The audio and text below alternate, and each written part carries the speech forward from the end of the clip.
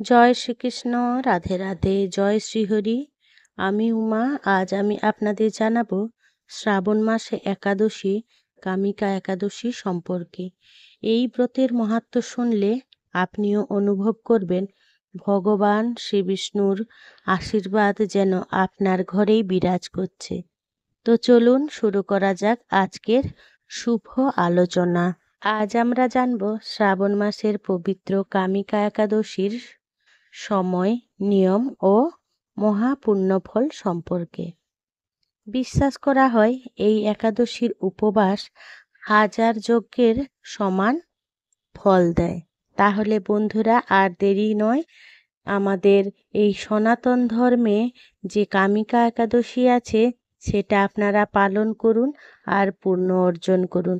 তাহলে প্রথমেই আমরা জেনে নেব যে এই কামিকা একাদশীর সময় ও তিথি 2025 সালের।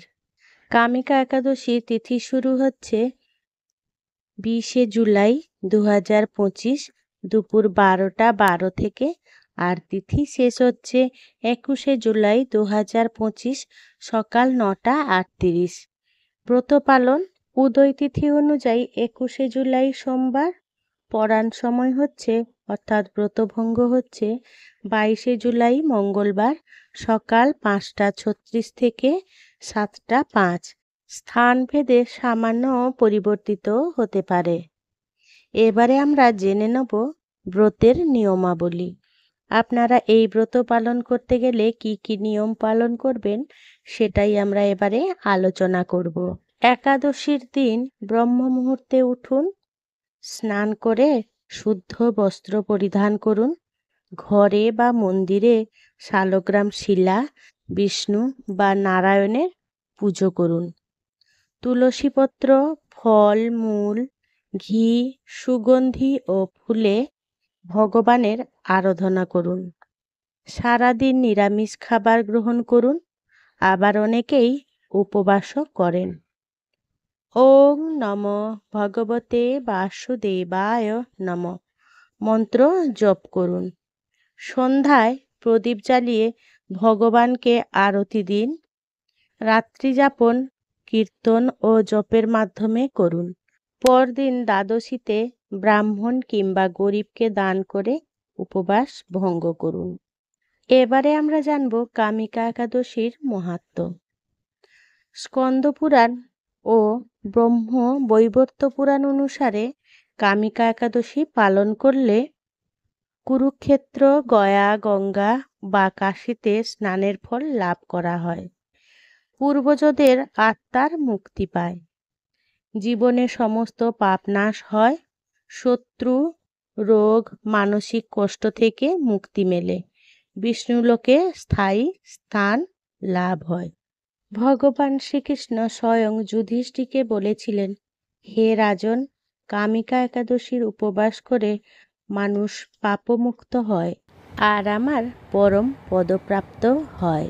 এই কামিকা একাদশীর মন্ত্র ও স্তোত্র আপনারা পালন করবেন। সেগুলো হচ্ছে বিষ্ণু সহস্রনাম, শ্রীমদ্ ভগবদ্ গীতা পাঠ, বিশেষত 12তম অধ্যায়, নারায়ণ কবচ, তুলসী স্তোত্র ও শ্রীবিষ্ণু চরণ স্তব, অথবা শুধু ওম নমো নারায়ণায় নমঃ এইগুলি জপ করলে আপনার পক্ষে অত্যন্ত ফলদায়ী হবে।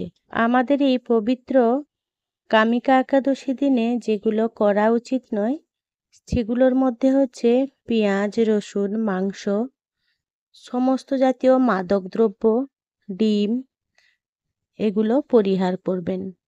সাথে সাথে পরনিন্দা, মিথ্যাচার, ক্রোধ, শারীরিক মিলন ও বিলাসী আচরণ, তামসিক গান বাজনা, সিনেমা দেখা এইগুলো থেকে বিরত থাকুন। আর যেগুলো করবেন সেগুলো হচ্ছে দিনভর অন্তর দিয়ে জপ, ধ্যান, কীর্তনে মগ্ন থাকুন। সম্ভব হলে কোনো গরিব মানুষকে ভোজন করান বা তাকে দানও করতে পারেন। এই তো গেল আমাদের এই কামিকা একাদশীতে কি কি করবেন আর কি কি করবেন না। এবারে আমরা এই একাদশীটা করে কি ফল লাভ করব সেই সম্পর্কে আমরা আলোচনা করব। এই কামিকা একাদশী পালন করলে আমাদের যেমন পারিবারিক শান্তি ও সৌভাগ্য উদয় হয়, পুজো ও উপবাসে ভগবান বিষ্ণুর কৃপা লাভ হয়, মানসিক শান্তি ও পাপ মুক্ত হয়, পিতৃদোষ ও সংকট থেকে মুক্তি পাওয়া যায়, মৃত্যুর পর বিষ্ণুলোকে গমনও হয়ে থাকে, আর হাজার অশ্বমেধ যজ্ঞের ফল পাওয়া যায়, সকল পাপ মোচন হয়, জীবনে সৎপথে চলার প্রেরণাও পাওয়া যায়, মৃত্যুর পর বিষ্ণুধামে স্থানও হয়ে থাকে। একটি ব্রত যা শুধু নিয়মই নয়, বরং আত্মিক উন্নতির এক পরম পথ। কামিকা একাদশী আমাদের শেখায় আত্মসংযম, ভক্তি ও পরিশুদ্ধির শক্তি। আপনারা এই 21শে জুলাই ব্রত পালন করুন, নিজের জীবনে নিয়ে আসুন বিষ্ণুর আশীর্বাদ। ভিডিওটি ভালো লেগে থাকলে অবশ্যই লাইক দিন, প্রিয়জনদের সাথে শেয়ার করুন, আর আমার এই ক্ষুদ্র চ্যানেলটিকে সাবস্ক্রাইব করে পাশে থাকার জন্য অনুরোধ রইল।